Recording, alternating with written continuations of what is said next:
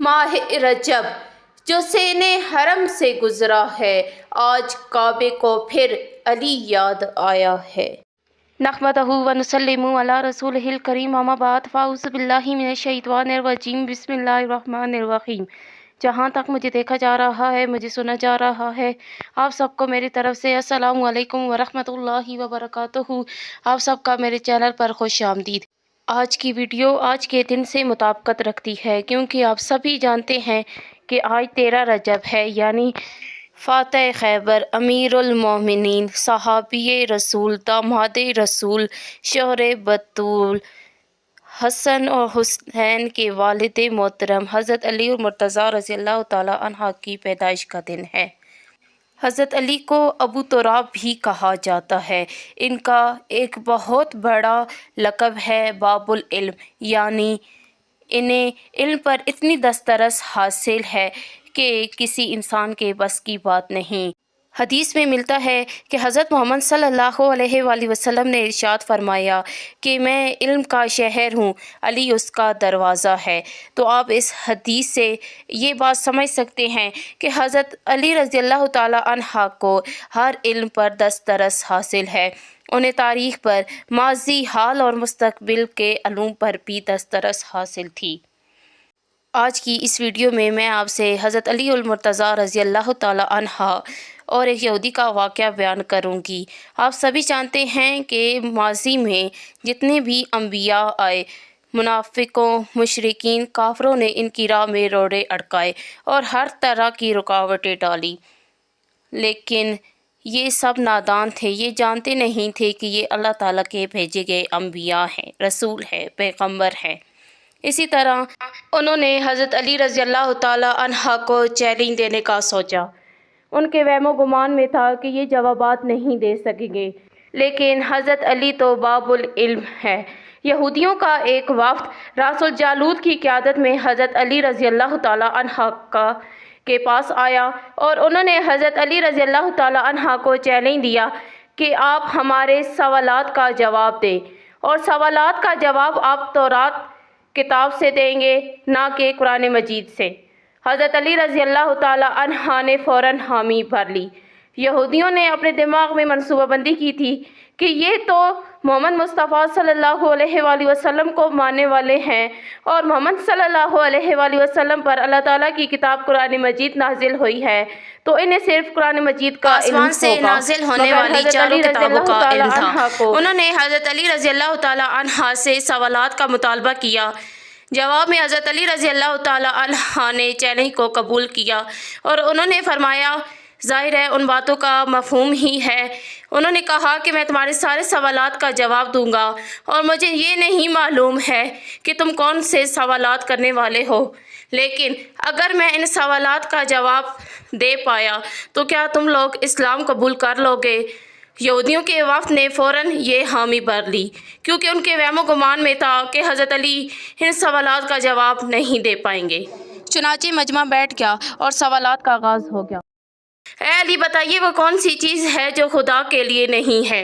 हज़रत अली रज़ियल्लाहु ताला अन्हा ने फ़ौरन जवाब दिया, वो चीज़ शिरक है, क्योंकि पाक है वो रज़ात, वो अल्लाह, और शिरक उसके लिए नहीं है। दूसरा सवाल किया, ऐ अली बताइए वो कौन सी जगह है जहाँ खुदा है? जवाब, फ़ौरन कहा, खुदा हर जगह है। कहा, नहीं है। हमारी किताब से बताइए, तौरात से। कहा, फिर काम करो, फ़लाँ सफ़े के फ़लाँ सतर को देखो, क्या उसमें नहीं लिखा कि मूसा के पास एक फ़रिश्ता आया? मूसा अलैहिस्सलाम ने पूछा, कहाँ से आए हो? तो उस फरिश्ते ने कहा, मैं अर्श से करीब 7वें आसमान से आया हूँ। इतने में मूसा के पास दूसरा फरिश्ता आया और पूछा, तुम कहाँ से आए हो? मूसा अलैहिस्सलाम ने पूछा, तुम कहाँ से आए हो? तो फरिश्ते ने जवाब दिया, मैं ज़मीन के 7वें तबक से आपके पास हाजिर हुआ हूँ। मूसा अलैहिस्सलाम ने पहले फरिश्ते से पूछा कि 7वें आसमान पे तुम्हारे करीब कौन है? तो फरिश्ते ने जवाब दिया, मेरे करीब मेरा रब है। फिर मूसा अलैहिस्सलाम ने दूसरे फरिश्ते से पूछा कि ज़मीन के 7वें तबक से आने वाले फरिश्ते ने कहा कि मेरे करीब मेरा रब है, मेरा खुदा है। बस मालूम हुआ कि बुलंदियों की इंतहा हो या पस्तियों की जगह, खुदावंद ताला हर जगह, हर پھر حضرت علی رضی اللہ تعالیٰ عنہ نے فرمایا کہ پاک ہے وہ ذات جو کائنات کے ذرے ذرے میں موجود ہے۔ تیسرا سوال یہودیوں نے کہا کون سی چیز ہے جو خدا کے قریب نہیں ہے؟ مجمع میں بیٹھے لوگ سوچنے پر مجبور ہو گئے کہ ایسی کون سی چیز ہے جو خدا کے قریب نہیں ہے؟ حضرت علی رضی اللہ تعالیٰ عنہ نے فرمایا اللہ سراپا ہم ہے، اس سے کوئی بات منسوب نہیں کی جا سکتی، وہ ہر برائی ہر عیب سے پاک ہے، ظلم ہے وہ چیز جو تمام برائیوں کی جڑ ہے، وہ میرے رب سے قریب نہیں ہے۔ چوتھا سوال کیا ان یہودیوں نے وہ چشمہ بتائیے جو زمین پر پہلی مرتبہ جاری ہوا۔ حضرت علی رضی اللہ تعالیٰ عنہ جواب میں مسکرا دیے اور فرمایا اس کو چھوڑو، پہلے یہ بتاؤ کہ تمہارے دل میں کیا ہے؟ سچ بتاؤ تمہارے دل میں یہی نہیں ہے کہ وہ چشمہ بیت المقدس کی ایک چٹان کے نیچے ہے؟ حیران ہو گیا وہ یہودی اور اس کے منہ سے بے اختیار نکل گیا ہاں۔ تب حضرت علی رضی اللہ تعالیٰ عنہ نے فرمایا آج اپنی اصلاح کر لو، پہلا چشمہ وہ نہیں ہے جس کے بارے میں تم جانتے ہو، بلکہ پہلا چشمہ وہ ہے جس سے حضرت خضر علیہ السلام نے پانی پیا، اور یہی وہ چشمہ ہے جس سے آب حیات جاری ہے۔ پھر اس نے ایک اور تاریخی سوال کیا، اس کے ذہن میں تھا کہ حضرت علی تاریخ کو تو نہیں جانتے ہوں گے۔ وہ سوال یہ تھا اے علی بتائیے وہ کون سا پہلا پتھر ہے جو آسمان سے اتارا گیا؟ اب پھر حضرت علی رضی اللہ تعالیٰ عنہ نے جواب سے پہلے جملہ کہا کہ یقیناً تمہارے مطابق اس کا جواب بیت المقدس میں نصب وہ پتھر ہے جس کے بارے میں تمہارا عقیدہ یہ ہے کہ وہ نصب کیے جانے والا پہلا پتھر ہے وہ، لیکن تم یہ بات کیوں بھول جاتے ہو کہ خانہ کعبہ بیت المقدس سے کہیں زیادہ قدیم ہے، اور حجر اسود اسی وقت آسمان سے نازل کر کے نصب کیا گیا تھا جب خانہ کعبہ کی تعمیر کی گئی۔ تو آپ یہ دیکھ سکتے ہیں کہ حضرت علی صرف فوراً جوابات نہیں دے رہے بلکہ ان لوگوں کی اصلاح بھی ساتھ ساتھ کر رہے ہیں۔ چھٹا سوال وہ کون سی چیز ہے جو مسلسل کم اور زیادہ ہوتی جاتی ہے؟ جواب غور نہیں کرتے تم اپنے ماہ و سال پر غور کرو تو خود ہی اس سوال کا جواب مل جائے گا کہ کوئی دن اگلے دن کے برابر نہیں ہوتا، اسی طرح گزشتہ رات اگلی رات کے برابر نہیں ہوتی، چھوٹی بڑی ہوتی ہے۔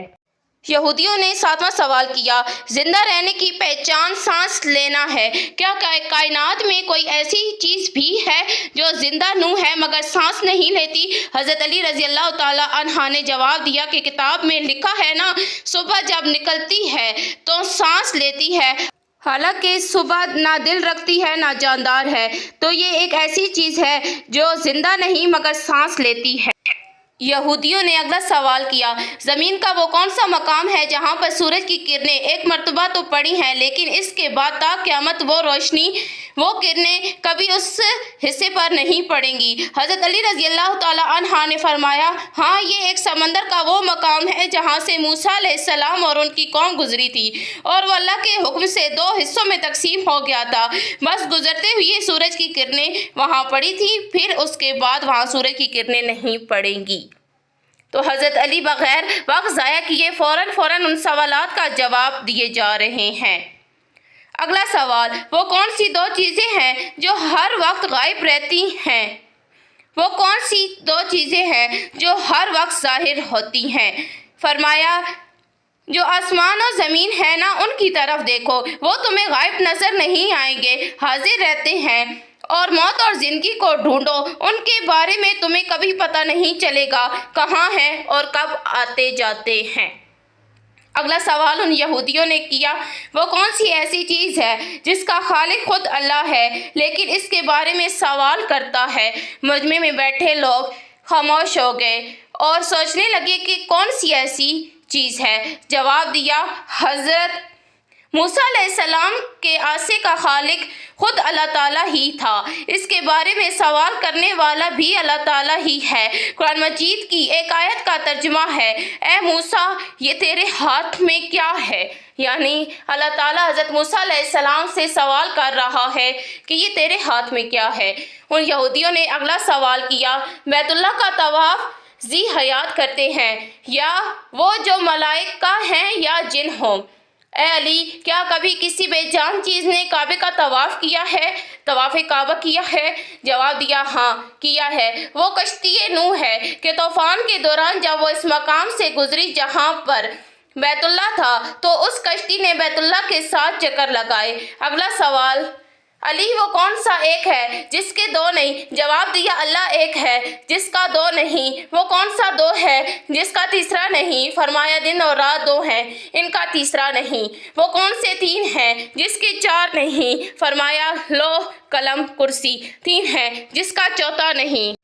وہ کون سے 4 ہیں جس کا 5واں نہیں؟ فرمایا توراۃ، زبور، انجیل اور قرآن مجید، یہ 4 ہیں، اس کا 5واں نہیں۔ پھر کہا کون سے 5 ہیں جس کا 6واں نہیں؟ فرمایا 5 نمازیں ہیں، فجر، ظہر، عصر، مغرب، عشاء، ان کے کا 6واں نہیں۔ پھر کہا کون سے 6 ہیں جس کا 7واں نہیں؟ فرمایا زمین و آسمان 6 دن میں پیدا کیے، ان کا 7واں نہیں۔ پھر کہا 7 بتائیے جس کے 8 نہیں؟ فرمایا میرے رب نے 7 آسمان پیدا فرمائے ہیں، ان کا 8واں نہیں۔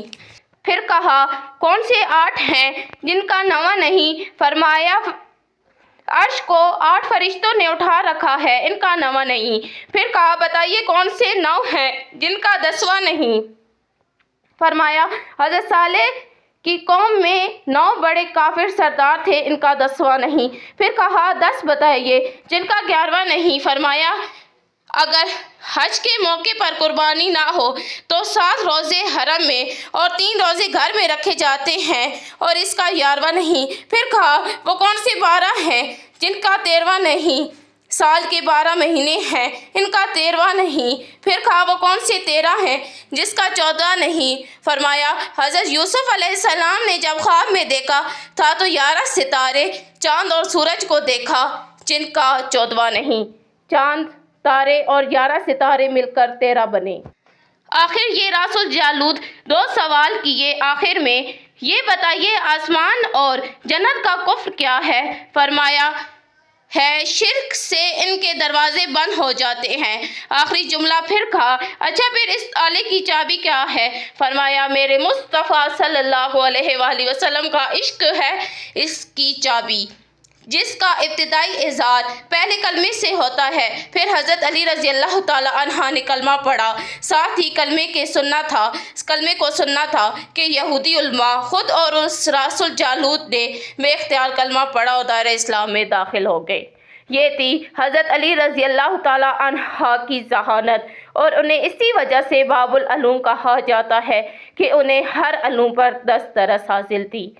ویڈیو کا اختتام میں ایک شعر سے کروں گی، شعر خدا نہ بنتا تو بنتا بھی اور کیا، بچپن ہی سے جو پالا ہوا تھا رسول کا، بچپن ہی سے جو پالا ہوا تھا رسول کا۔